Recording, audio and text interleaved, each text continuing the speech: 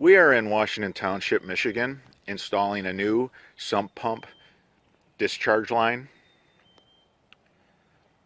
We laid plywood all the way to the back so that it spreads the weight of our machine and we don't damage the turf.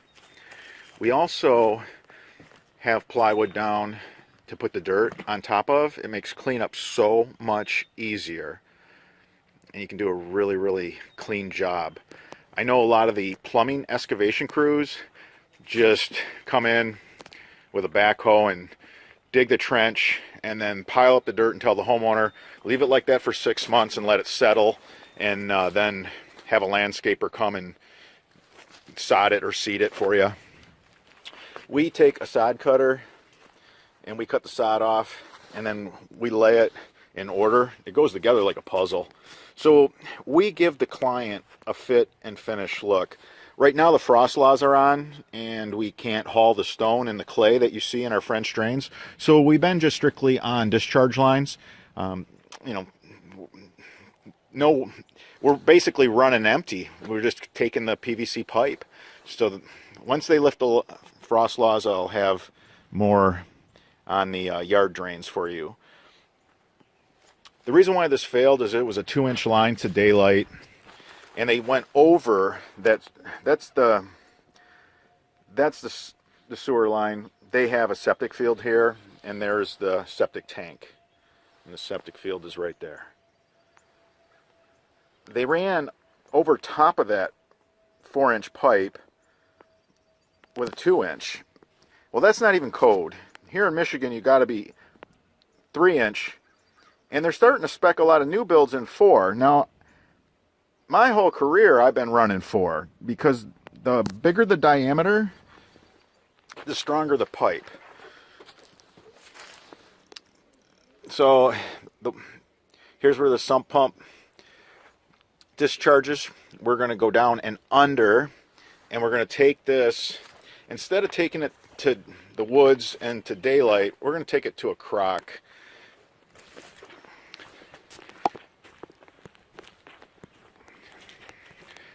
We have the hole dug for the crock.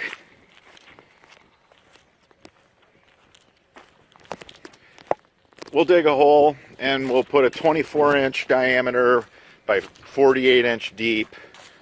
We'll have a lot of 1/2-inch holes drilled in it, and we'll pack stone around it. And that's going to go here.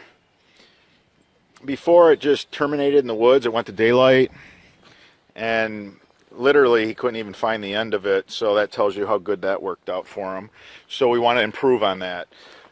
Another thing that we do, and I don't believe I've shown this in any of my videos, these are 20-footers.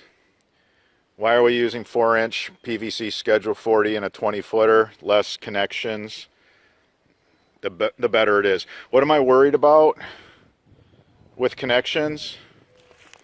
See these big trees? All the things you see us do on this channel, no matter how hard we work at it, these trees are about the only they're our kryptonite. So what we're going to do is we're going to use a PVC cement, and that way this acts as the coupler, and you can see just how deep it is.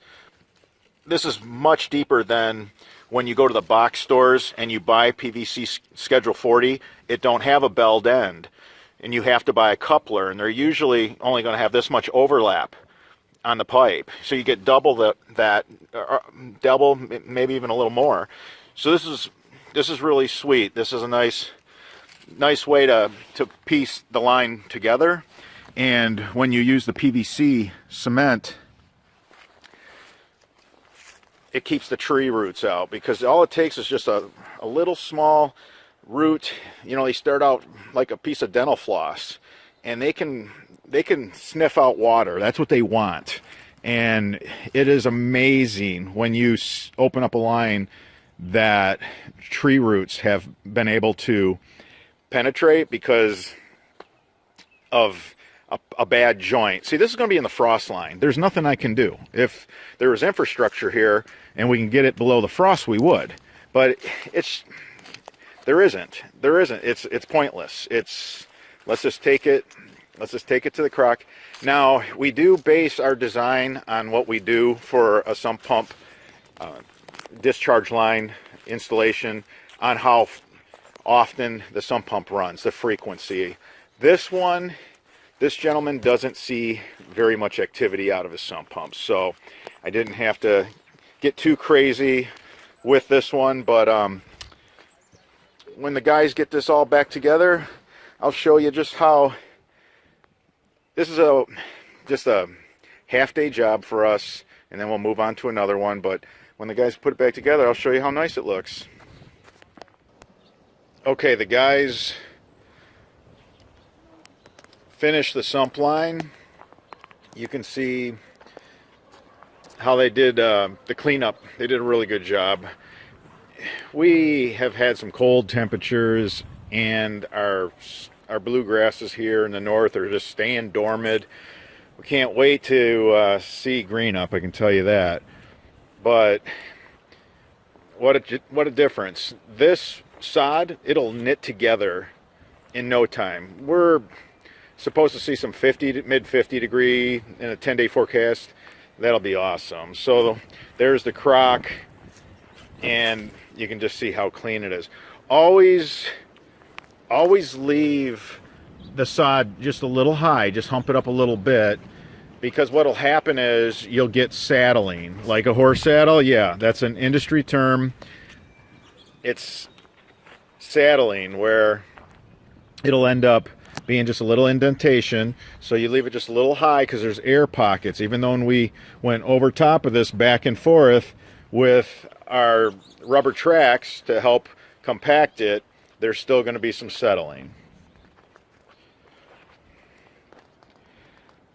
If you're looking for this service in North Oakland County, Michigan, or North Macomb County, Michigan, give us a call.